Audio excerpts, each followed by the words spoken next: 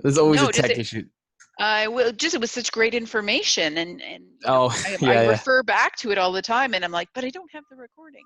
So, okay, do you want to get started? Because we're at 101, and Yeah, we have absolutely. lots of different ways to see this, and we're recording it. So, we do have some people with us online today.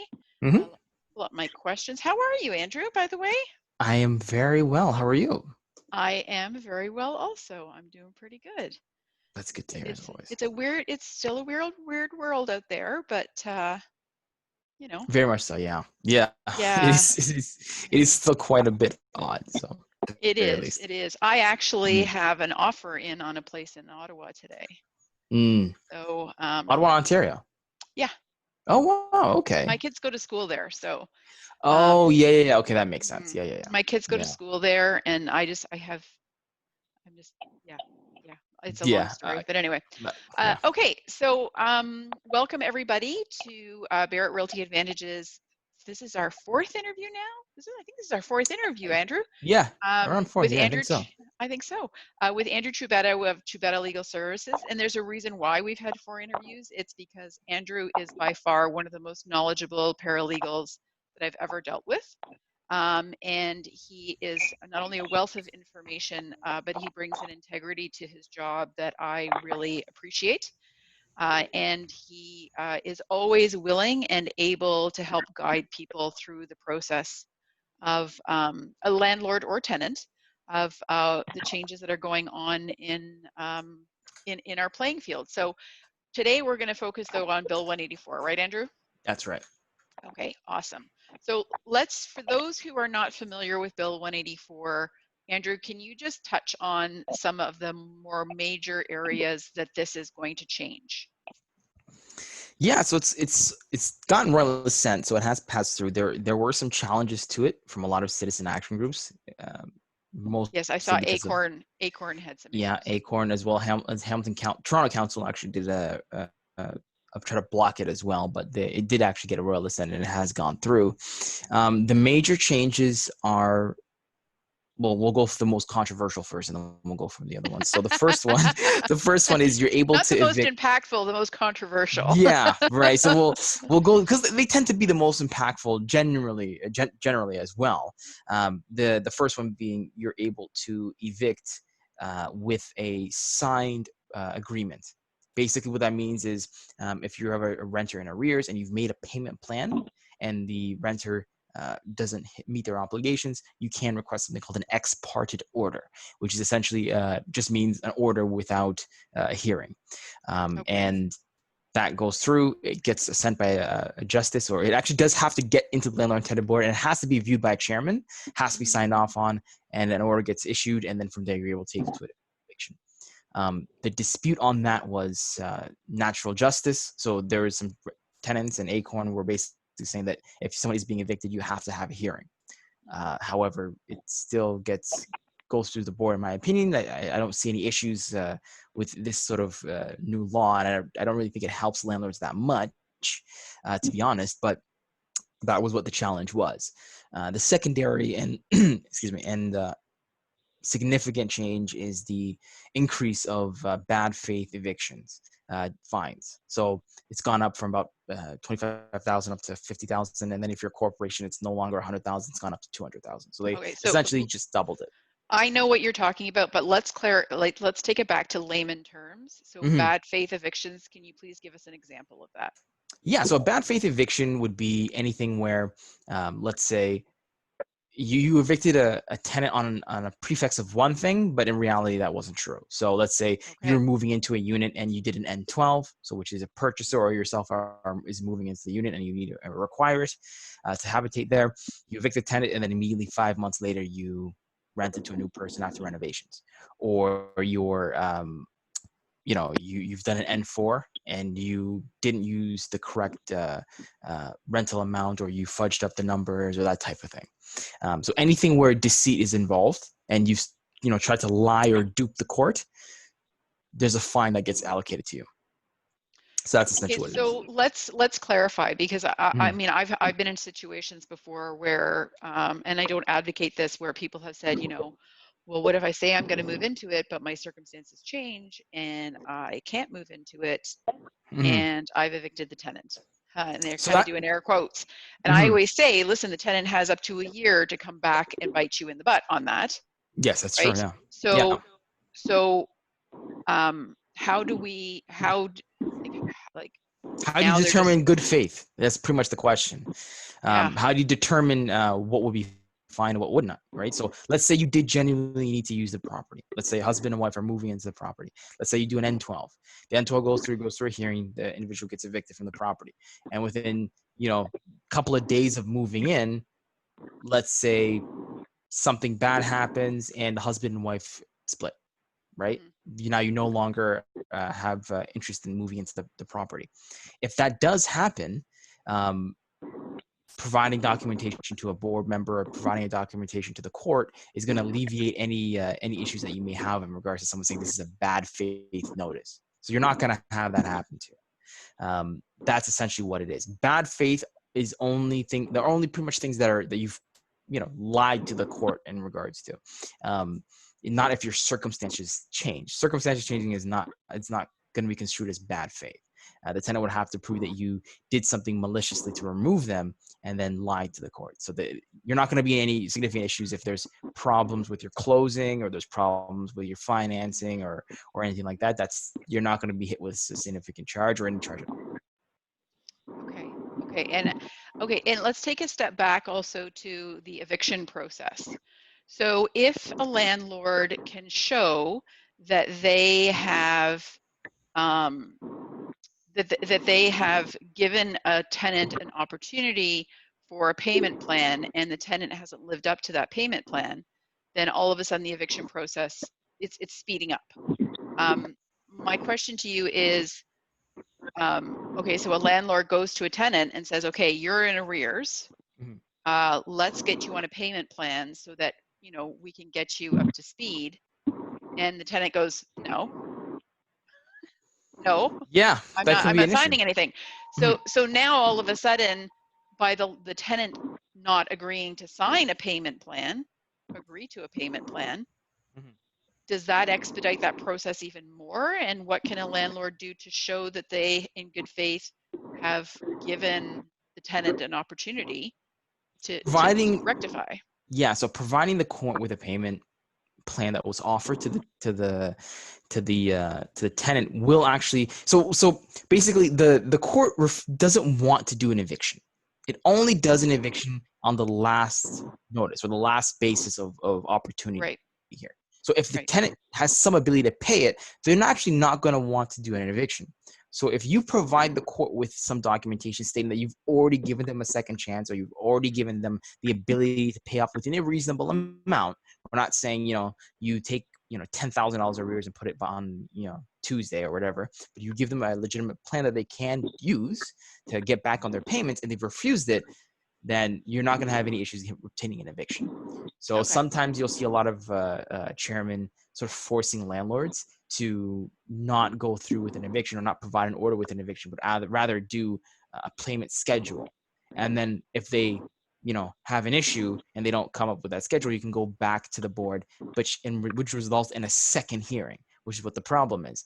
The problem isn't necessarily for a landlord what the judge orders, because you can always go back and then do a second application or rewrite it or do an appeal. right, The problem is the wait time. That's the problem. The time gap in between these instances where you're in front of a judge can be 6, 7, 8, 9, 10, 11 months. That's the problem, and that's the significant issue that it's still dealing with. So if you're looking in that type of scenario, um, I my best advice would be to continue to go forward with the N4, and then take that documentation that you did offer the tenant, get it in writing, email it, mail it, register mail it, whatever that you're offering this to the tenant, and keep a record of it. That's going to be your best bet in regards to okay. going through with the eviction law process. Okay. So, but you said it's, I mean, I know there's been a lot of hype about this. All of a sudden, tenants feel like they're going to get ousted and everything else. But Yeah, it sounds like it expedites the process maybe a little bit, but doesn't change the process. Is that right? it's a band-aid. It doesn't really fix the problem. It well, it's not really an opinion, it's quite just fact. It doesn't make things faster for the landlord, and it doesn't necessarily protect the tenant either. So it was just sort of this weird, bizarre moment where the politicians are sort of drafted this law up to sort of appease people on either side and acknowledge that there's issue with the landlord and tenant board, but they haven't really done anything to fix the actual issues. So most likely, and it's my opinion as well, that it's due to COVID. Um, there's a significant problem with landlord and tenant board right now, where the wait time's just so long, Right. and that's where these running issues are. The law itself it doesn't offer anything to landlords. It really doesn't. Apart from now, you can request someone to leave a little bit faster if they have a payment schedule agreement. But if you had an N11 signed, it would have, you would could have done that as well. This process that everyone's talking about and arguing about is the exact same process that's currently implemented for N11s. So if you have an N11 signed with a tenant and they refuse to leave, you can do something called an ex parte order, and you can attempt to get an eviction. But you still have to have the N11 signed. But Just you the still have same to as have you the still N11 have signed. to have a The payment plan same, signed. exactly the same thing. You need to have it signed with the payment plan. So there isn't a rush or change. It hasn't really done anything. It's just giving you another way to have an eviction gone through. The significant issue is just the wait time, and that's the thing that everyone doesn't want to talk about. Okay. Okay, Mm-hmm. so I mean, I know last time I talked to you, you were anticipating the board was going to get opened back up again sometime late summer, early fall, and that cases, they were going to start dealing with the cases from before Yeah, pre-COVID that yeah. were sitting on the docket. Where Mm-hmm. are we now in that process? So I have good news. So, Yay! yes, the last time was it Some was good very news. negative. Yes, but I have good news. So actually, I'm doing my first N4 hearing next week. So next Okay. week we're doing an N4 hearing on not paying rent, but that was initially filed in March of this year. Okay. So pretty reasonable for the N4. Everything else though, so N12s, N13s, N1s, like all the other Mm-hmm. supplementary forms, those are backlogged still. But the N4 non-payment of rents are being thrown forward. So that is very good, and that is the significant issue. Honestly, if you have a closing or you've got uh, renovation or that type of thing, typically those things can be postponed. Closings are, for a sale of a property, is significantly more harder to do, but in the scheme of things, payment of rent for $20, $30, $45,000 is a lot more serious. So they're pushing up those applications to the top of the board right now. Top of the So board. you're Okay. going to be seeing a lot more of those go out. At least that's what the rumor mill is what they're doing. At the end, you The don't rumor have mill. that much information. There's just speculation. I've done my own litmus test on regards to the files that my colleagues have and the ones that I have, and that's Mm-hmm. what it's looking at right Okay, okay, now. great. Mm-hmm. So given Bill 184, and you've already said, like, as far as landlords go, it doesn't impact as much as, the media might lead us to believe. What are some adjustments that you are suggesting to your landlords that they do put in place? Well, there's quite a few actually. The main one being if you're doing any negotiating with a tenant nowadays, it's imperative that you get it in writing. I know landlords were a little lax about this a little bit before, especially with property managers, mostly property managers, where they'll just discuss it with the tenant. That's not going to fly anymore. You've got to do it in Okay. writing. There's a lot of things that are great with Bill 184, but there's a lot of and quality of life changes for the board. Um, you know, but the significant issues are some of the clauses and changes in regards to how you're speaking with tenants, and the threshold of proof in regards to what landlords need to have when they go into a board hearing has increased and increased and increased. So you're seeing a lot more issues in regards to uh, landlords not being able to understand what evidentiary proof is, and chairmen and chairwomen becoming a lot more stricter in regards to what proof is, and they're following the letter of the law a lot more seriously. The landlord tenant board has always been sort of a more informal court of justice, or inherently it's a tribunal. It's not really a court. Well, that's what I was going to say. We're using the word court, but you've made Yeah. the distinction on one of our interviews Hmm. that this is a Yeah. board. It Yeah. is not a court of law, It's not a and court of law. the influence of perception is more It's prevalent. it's incredibly important, right? So that is what you need to understand, and there's a significant issue due now because of Bill 184, and it's a trend that needs to stop. It's where landlords are treating their businesses like personal sort of uh, experiences and relationships they have with their tenants, where they'll come to agreements sort of informally, and they'll treat each other like family. That has to stop. That really has to stop, especially with new law changes. You're running a business at the end of the day, and you have obligations, and the RTA has obligations, and you have to follow certain rules. And these informal sort of backyard deals in regards to, okay, well, you'll pay your rent a little bit later, or you'll cut the grass instead of this, and all. It's becoming harder and harder to fix these things if it comes over to a professional, even like myself.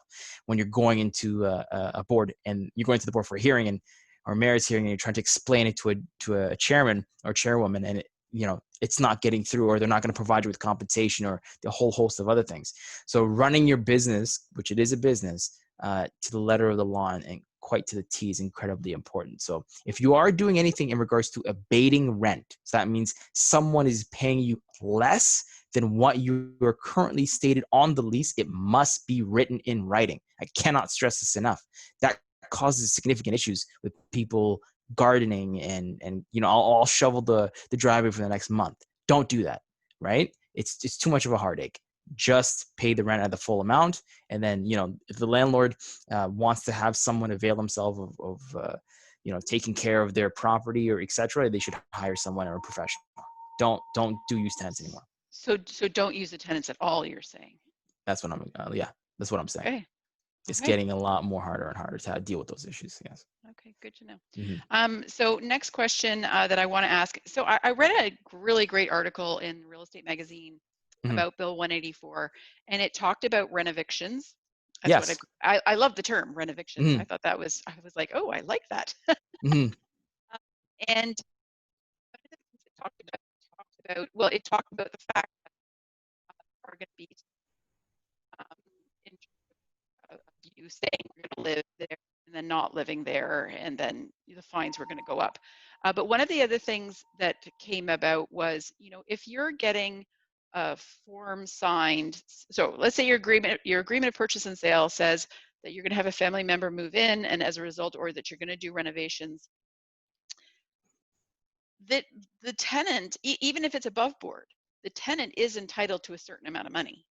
Yes. If you're going to do that. Mm-hmm. Okay, so, Mm-hmm. and it's funny because this has been around for a little while, and yet we never address that amount of money and who's responsible for it in our agreements of purchase and sale. Yeah. They should be. I'm Yeah, serious. people should be doing that. People should be. Still. That's been around since like 2005. So Yeah, so people. we Yeah. never talk about it, and I remember when in 2017 when the Fair Housing Act came out, and I was doing very large multifamilies, and well, actually the smaller ones, there Mm-hmm. were situations where we were issuing for personal use, and I Mm-hmm. would put a clause in there saying, okay, who's responsible for this? But nobody is putting. Have you ever seen it in agreement purchase and sale? I've personally never. I No, I've know. never seen it. The only time I have seen is when there was a lawyer on the deal, And personally and working the on it. assumption and the assumption and for everybody who's a realtor out there, I really want you to pay attention to this, because as Andrew pointed out, the the board is getting stricter about these things, about somebody clearing the driveway or somebody doing this. I'm just waiting for a tenant to come back and say, who's going to pay me that amount of money? And if it's not in the agreement of purchase and sale, Yeah, it's you going got to be a yourself a point of massive problem. argument, because Yeah. it can be a fair amount of money. Now, my understanding though in Bill 184 is that amount is actually going up. Is that right? Yes, it has gone up. Yeah, I believe it's gone up to it within certain criteria, right? So it's gone up right. within certain criteria. It has increased. Initially, it was for 1 month, and then it's gone up to 2 to 3. Exactly. You have to don't quote me on that. I think it's Yeah, either I'm 2 not or going to it's quote 3. you on the Yeah, amount, yeah, but but it has gone up. I definitely think that with Bill 184 and the board getting stricter on these things like who's clearing the driveway, I think we're also going to start seeing in the agreement of purchase and sale. I can't tell you how many times I'll get an offer for a listing I have of tenants, and there's like nothing in there, and I'm like, you're Yeah, kidding me. I yeah, don't want to do the deal, because I know that that's going to come back and bite my client in the butt, even if they don't have any responsibility for it. yes, Tenants' rights, transfer from one owner to the next. And if Yes, the I make owner's sure transferable. that Yeah. if I don't make sure that those tenants' rights are addressed inside the agreement of purchase and sale, including how much they get paid if they're getting evicted for Hmm. even legitimate reasons. So Yep. everybody who's an agent, I really strongly suggest our industry needs to get on top of this, Yeah. because it will be a point of litigation as the amounts go up. It And will. it's on because Rico and Oria's sort of curriculum hasn't caught up with the times, because No. it takes so long for curriculum to change, and the LTB is running at like a fever pace, right? So it's running faster than any other Yeah. court right now, so, Yeah. or tribunal. So the changes in regards to landlord tenant law has consistently gone Mm-hmm. through rewrites 7, 8, 9, 10 times. And the practice of me, even a practitioner like a paralegal or a lawyer working within the court has changed vastly from, even 7, 8, 9 months ago. It's completely different. Yeah. Yeah. So when I keep advising everyone is, if you've got a deal, either you're a realtor or you're a purchaser or a seller, whatever it may be, residential, non-residential, it doesn't necessarily matter.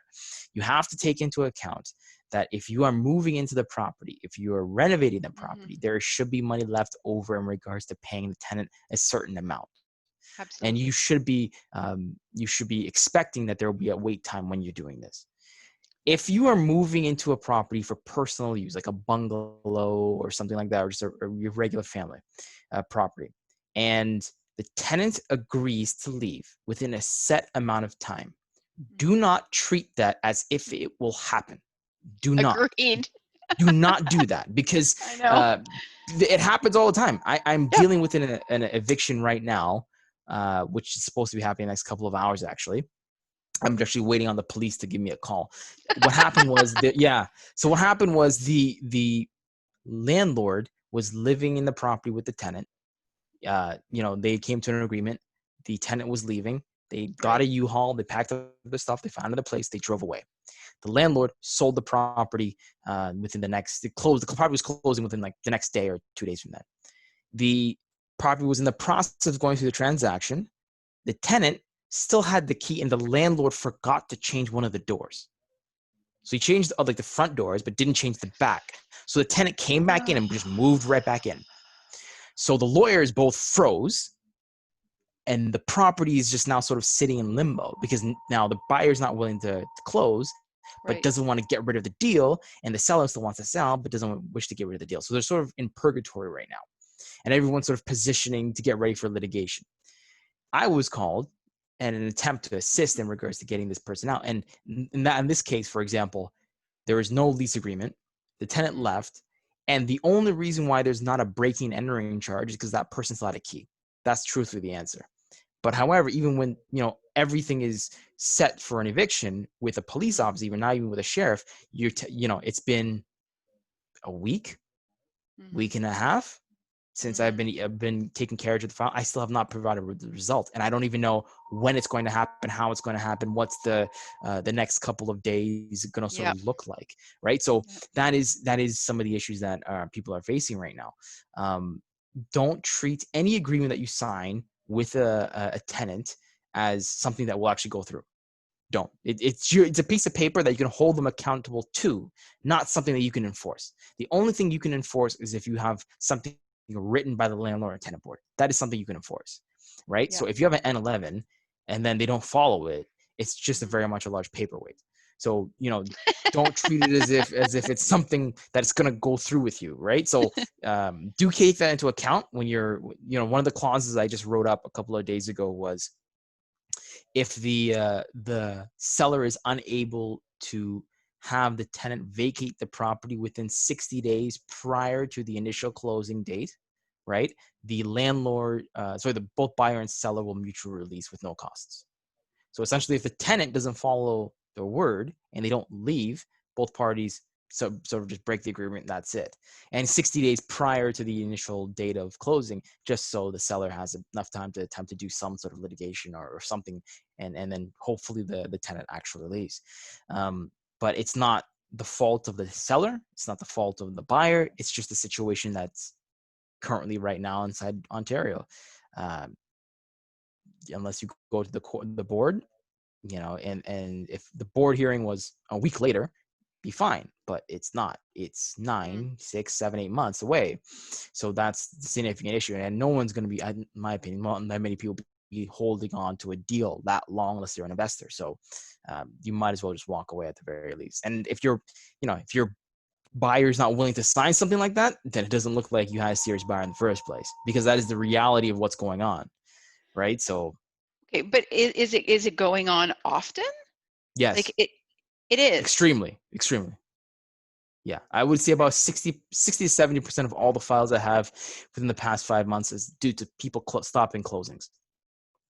So Really? yeah, so a tenant refusing to leave after they said they would, Mhm. because they made arrangements and those arrangements were postponed, they were held, they were stopped, or something. Right, Everything is sort of running weird right now because of COVID. So the place that they were supposed to move into is not ready, or there's right. issues with it or whatever, and then they just come right back, or they don't leave, and that holds up a closing. So that's happening quite often, very often. I would say that happens more than people maliciously holding on to rent. That's rare. That's the thing that people are always talking about, but doesn't actually Yeah, happen often. Yeah, yeah, that's rare. yeah. What's not rare is people staying even when they're not supposed to. That's happening quite a bit. Okay. And Mhm. just so that we're not all one-sided towards the landlord and making the tenants Yeah. outstanding, and to go back to this idea of an agreement of purchase and sale where you're rent evicting or whatever it is that you're doing or using it for personal use. I mean, as buyers of properties, Hmm. our assumption is that the tenant, we don't owe them that money unless they ask for it. And I think, so agents have not been putting who's responsible for that money in there because that's an admission that so they actually have to pay. And Yeah. the assumption is, like, how often there are professional tenants out there, don't get me wrong, Hmm. keep cash for keys and et cetera, and that Hmm. happens. But equally, you've got your vacating people and where they're not getting this amount of money that by the system they're meant to, and Hmm. yet they don't get it if they don't ask. And a lot of them don't know to ask. Yeah. So If you're yeah. right, so Don't. Yeah. Yeah. it's a tough system. Yeah. It's If a you're if very you're a land, adversarial system. yeah. If you're yeah, that's the word, adversarial. That's the key here, It because is. yeah, it's if you're looking at this type of situation, um, there's a lot of people. I'm not one of them, but there's a lot of people that view it within a particular lens of you're on the tenant side or the landlord Right. side. That's it. My job Right. is to be a practitioner. My job is not to pick sides. If Yep. I'm working for a landlord, I'm on his side. If a tenant, Mhm. I'm on the tenant side. Irregardless if there's fault, non-fault, they've made a mistake, they did something right, did something wrong. To Yeah. me, it doesn't It's necessarily you're on the matter. side of the law. Yeah. Like whenever I list a property that has tenants, Hmm. I one of the things I always do is I always go and meet the tenants and sit down and talk to the tenants one on Yeah. one Yeah. without the landlord there. And the landlord's like, well, I should go. And I go, really, it's not in your best interest. No, it's not. Because as soon as you walk in as a landlord and I'm at your side, now I'm your advocate Yeah. and the tenant's going to have their backs up. And the reality is whenever I'm dealing with a tenanted property, I Mhm. always take the approach of the deal Yeah. is my client. Yeah. My job is to get the best deal possible. Hmm. And um, getting the tenant's backs up and being rude to the tenant's rights to the place is not what's in the best interest of the No, deal, certainly ever. not. And And yeah. and if I advocate for the best deal possible, that's good for the landlord, but Yes. it's also good for the tenant. Yes. It And the doesn't need to. perception of what it looks like as well is very, very important. You showing up at a property with your client Absolutely. is vastly Oh different. yeah. It sort of looks like you're pressuring the person into signing something.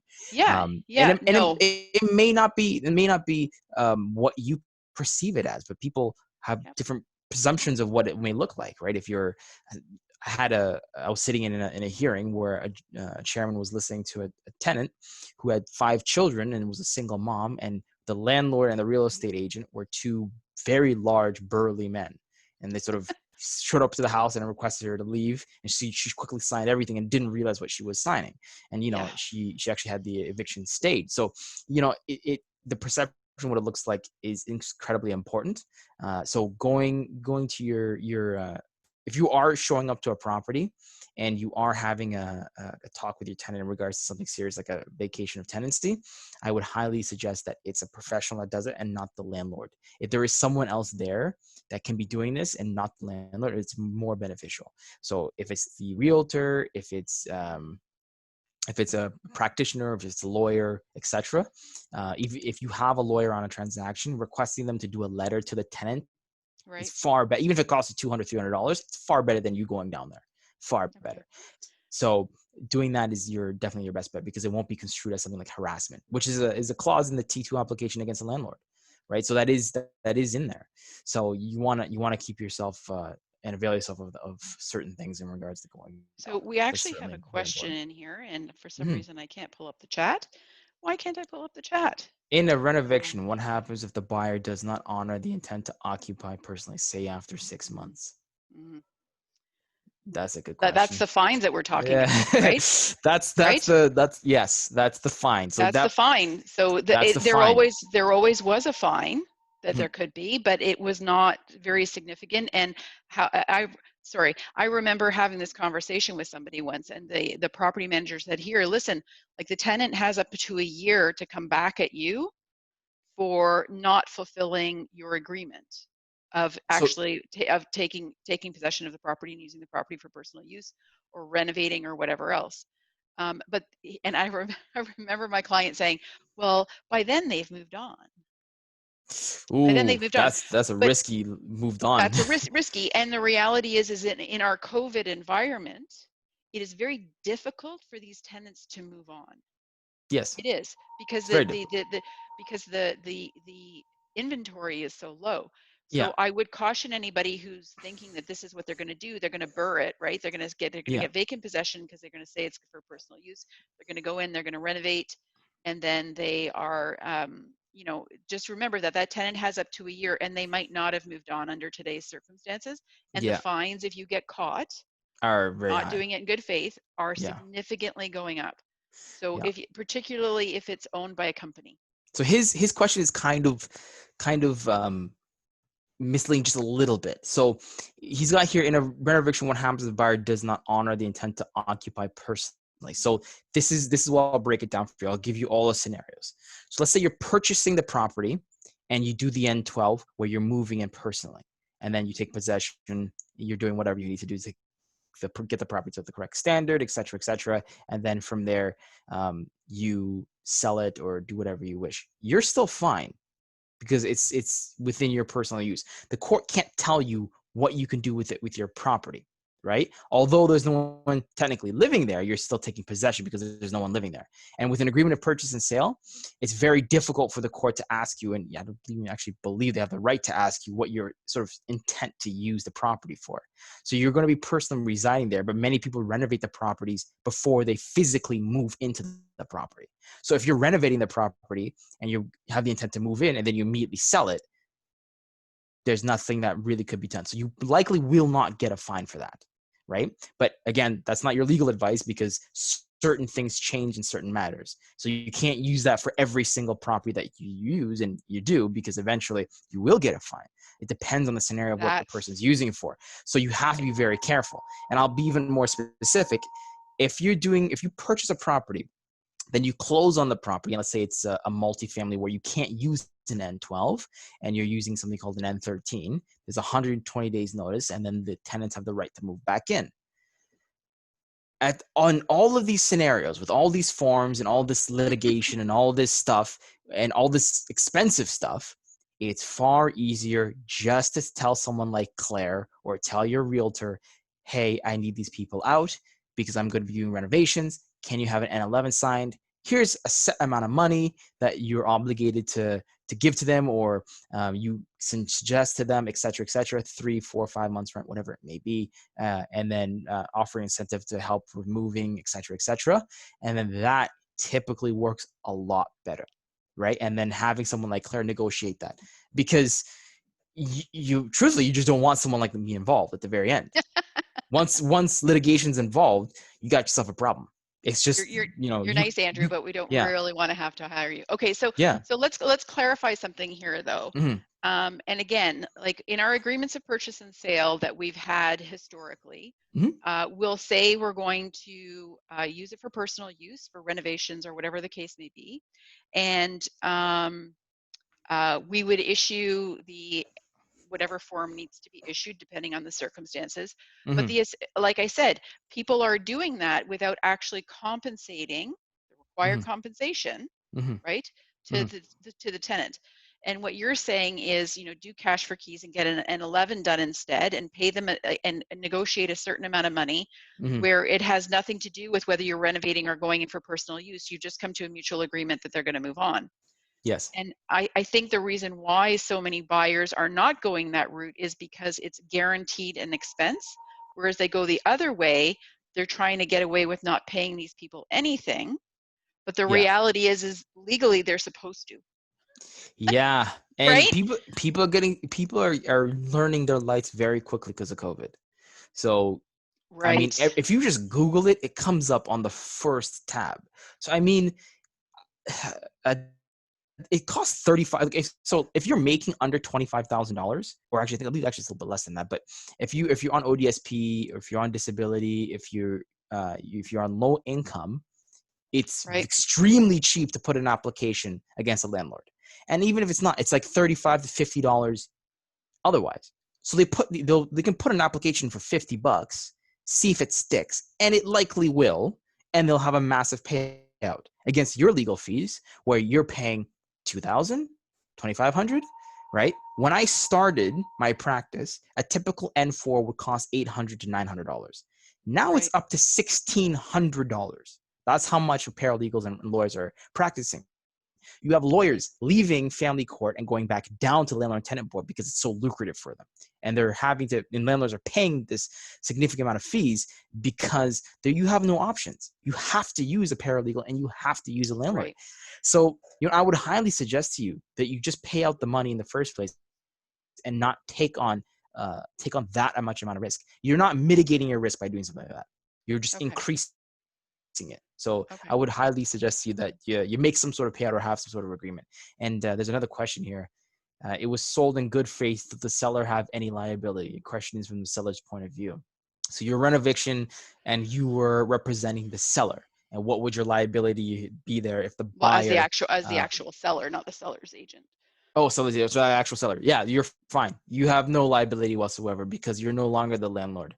Simple as that. The landlord or the owner of the property is the one that's transferable to. Yeah. Yeah. That's it. Okay. There's Good there's no question. ifs, ands, or Good buts. That's question. it. Yeah. Yeah. Okay.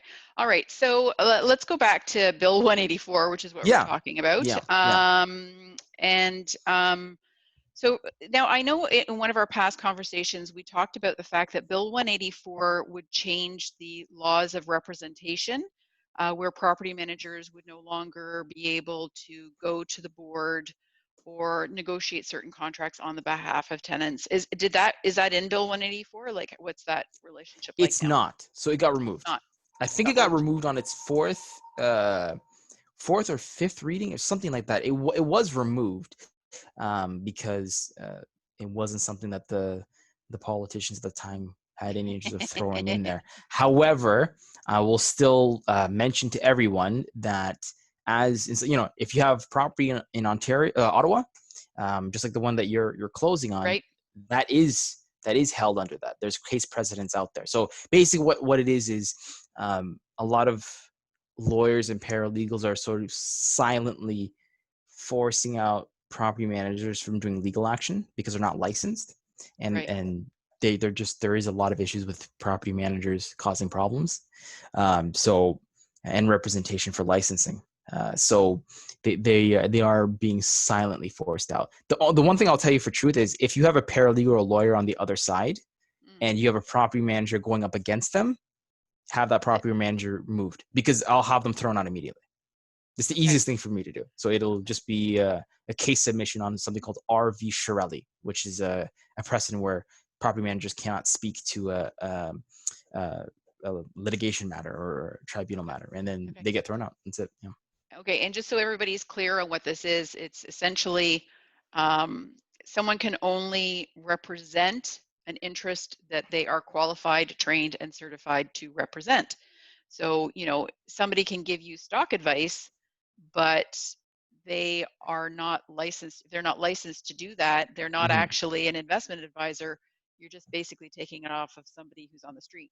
Now, when Yes. you're in the board, and we talked about this, the board is very much, because it's a board and not a court of law, the perception actually does have a significant amount of impact Mhm. on and sway on the outcome. So if you have if you've invested and have actual legal representation, which can only be done with a paralegal, and if they know their stuff, the paralegal is going to be get the property manager out anyway. But a Mhm. property manager is not certified and educated to legally represent. It goes. I think it would just go to the perception of the landlord or the tenant, depending on which side of the coin the property manager is on, Yes. whether they're taking the situation seriously or not. And uh, yeah, so Yeah. just be forewarned. Call Andrew.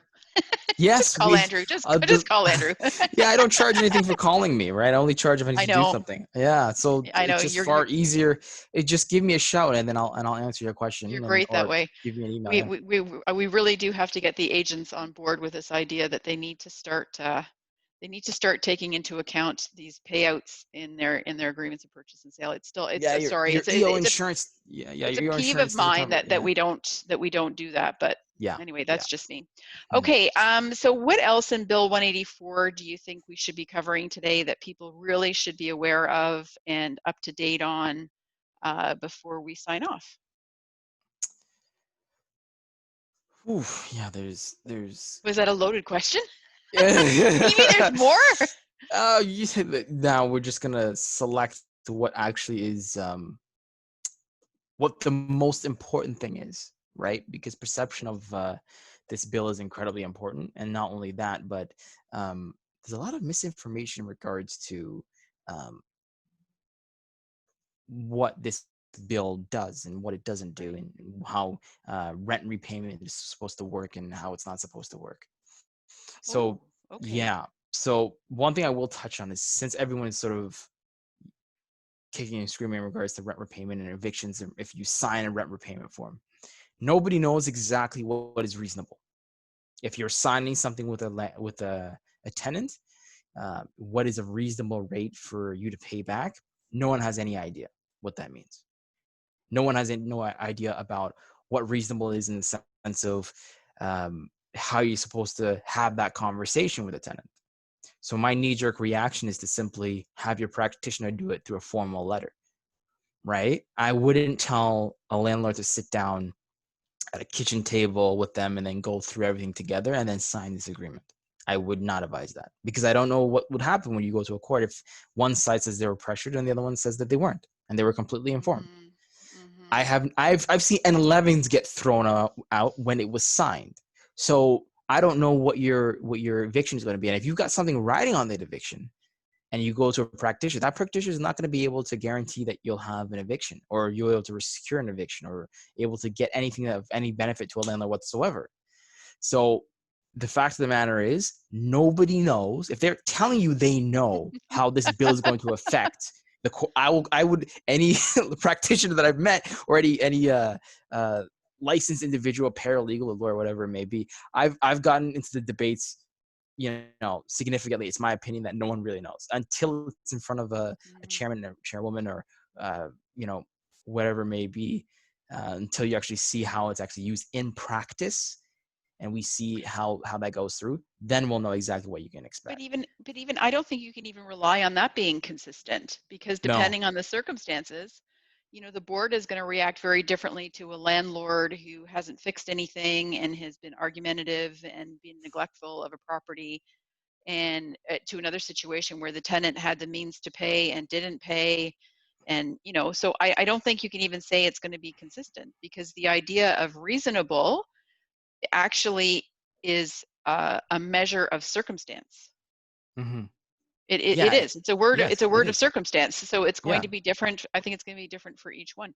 Okay. So just to clarify.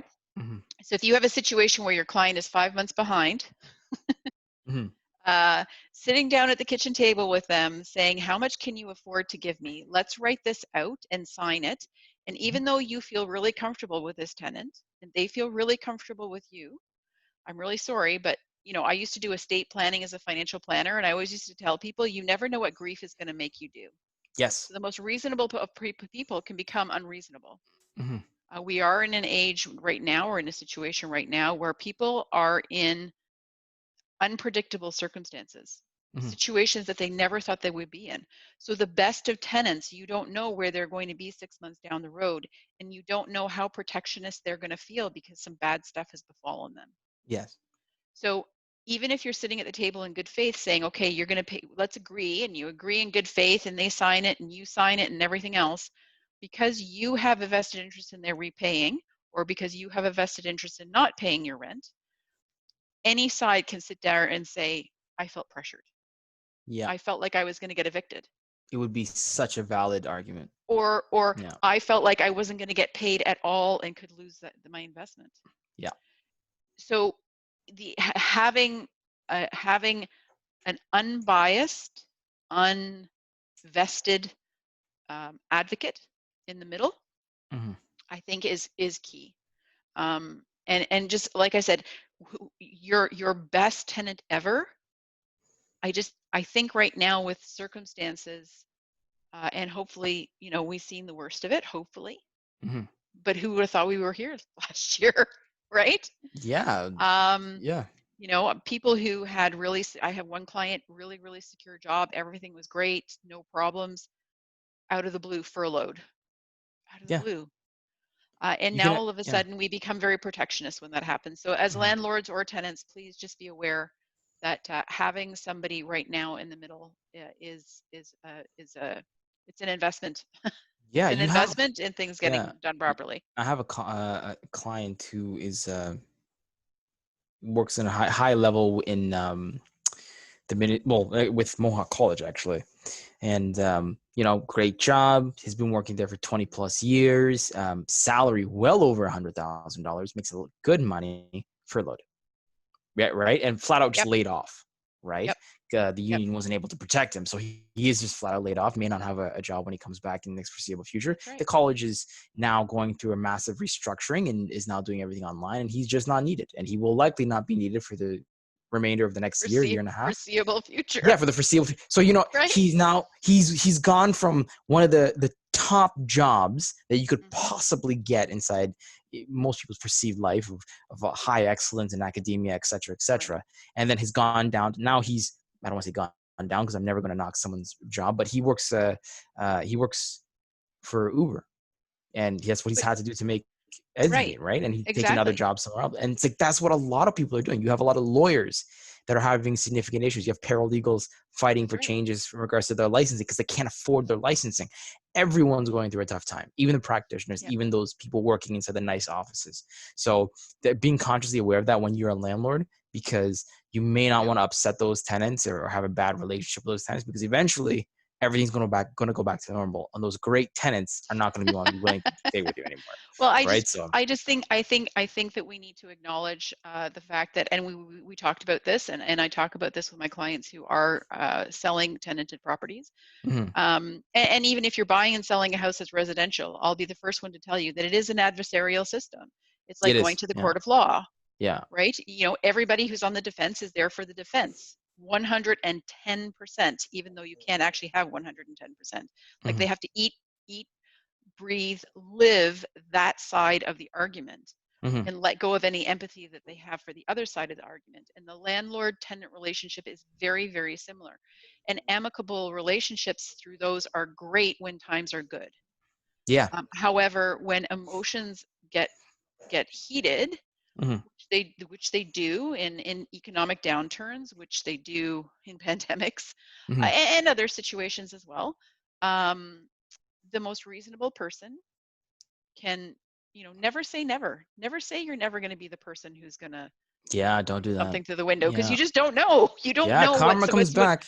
Yeah, you don't know what's gonna. So just, in terms of landlords and tenants, just be very aware that the circumstances that you may be in trouble in are not today's mhm, circumstances, and you should be documenting everything in the good times as well as the bad.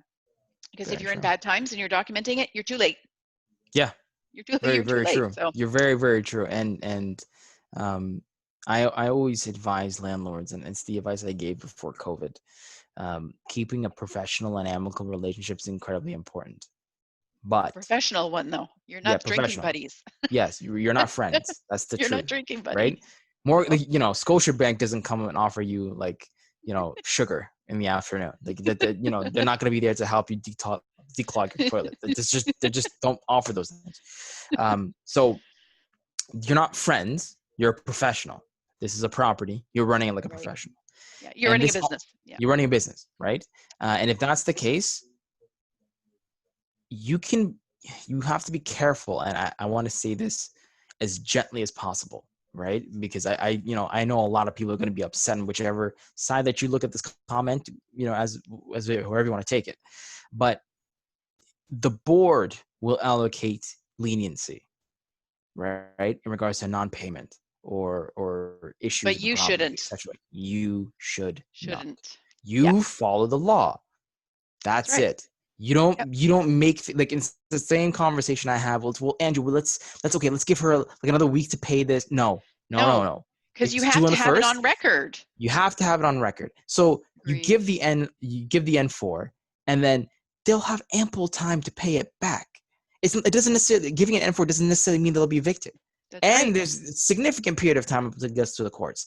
Stop giving leniency. You need to stop doing that because Electra doesn't do it with you, right? Right. If you go through a formal process of requesting an abatement from Electra, there are options to do that. If you want to go through a formal process of deferring loans or declaring chapter for bankruptcy, you can do that. But the person on the phone is just not going to say, yeah, okay, just pay me on Thursday. It doesn't work like that. So don't do that, because as soon as you start doing that, well, then the justice or the chairman or whoever you're going up, any arbiter that you're Right. going in front of, mediator, is going to treat it differently. They're going to say, oh, okay, well, let's change it to this. Like, well, you already gave them one of the base comments that I always tell everyone was when I had a chairman say to me inside Hamilton, and he's still sitting inside Hamilton, basically said, well, if your landlord provided them so much leniency, why can't they give them one more time? It's not Boom. unreasonable. And Mic I looked at drop. him with complete shock because the amount of rent was over $7,000. Oh, So and mic drop. how I can stress as much, saying my landlord is going to go broke. He's going to go homeless. And then the response is always, well, we're dealing with a poverty situation. Everyone is going through something, Yes. Yeah. right? Yeah. Yeah. So you have to be aware of this.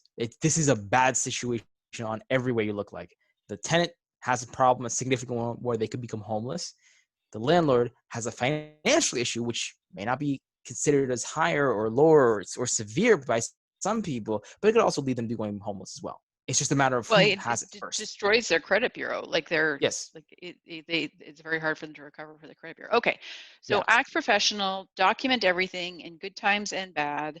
Mm-hmm. Make sure you have proper representation. If you do have to go to the board, make sure that any of your documentation is unbiased Mm-hmm. by a third party. Anything else? What else?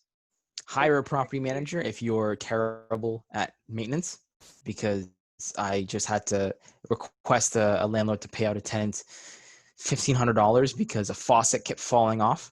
This is just a bathroom faucet. It just kept falling off, and that's the Yeah. allocated abatement amount, because it's a fixture that basically means that the entire shower can't be used.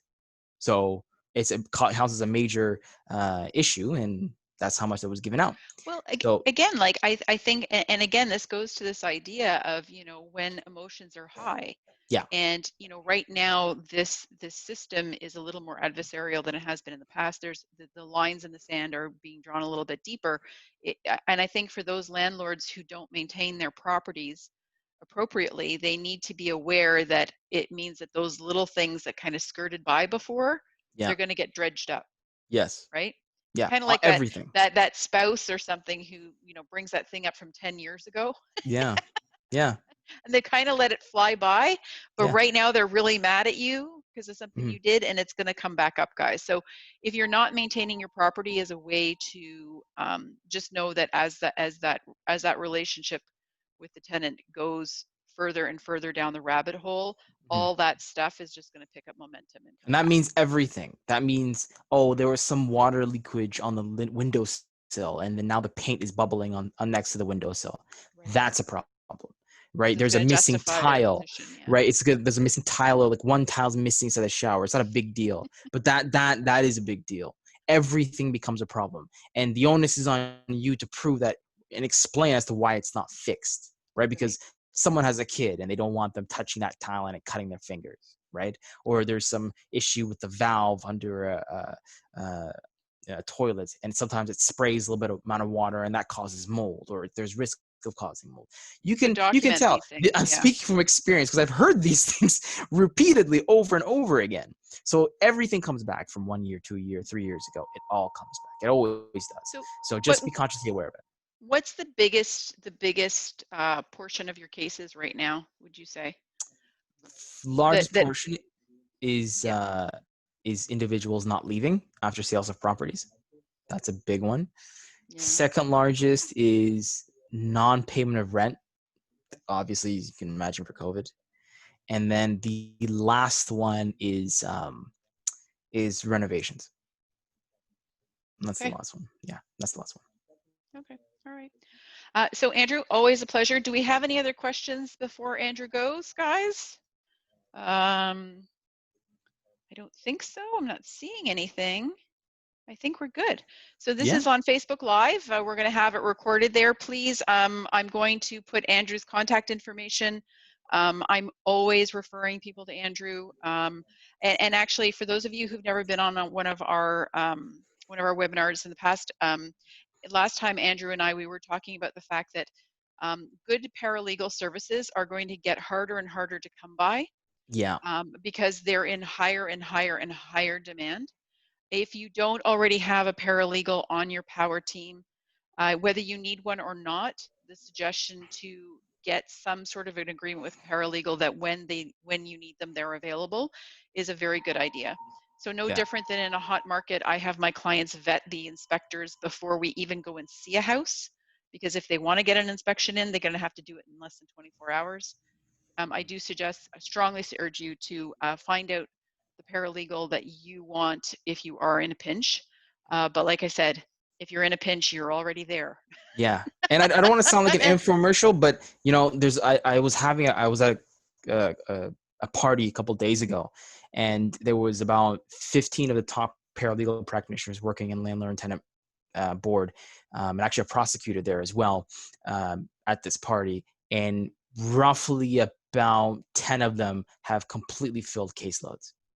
And these are the largest practitioners in the GTA.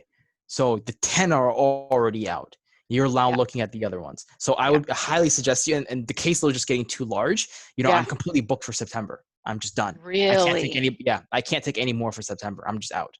So if you have something going on in September, I just can't do it.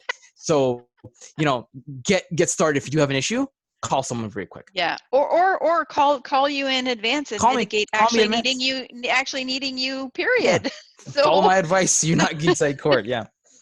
try not to get to the board if at all possible. Do what you have to do to try not to get to the board. Okay, so everybody, thank you so much for joining us. Andrew, it is always a pleasure. Always a pleasure. Absolutely. And thank you so much, my dear. Oh no, listen. Honestly, he's a huge wealth of information. Everybody, a very, very smart man, knows the system really well.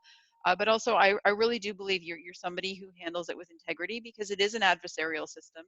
And I know, like me, you're somebody who advocates for the appropriate outcome as much as anything. Karma. That's very thoughtful. Thank you so much. Karma. All right, everybody. Thank you so much for your time, and have a really great day. Enjoy the rest of August. Take care. Bye, Andrew. Bye-bye. Bye.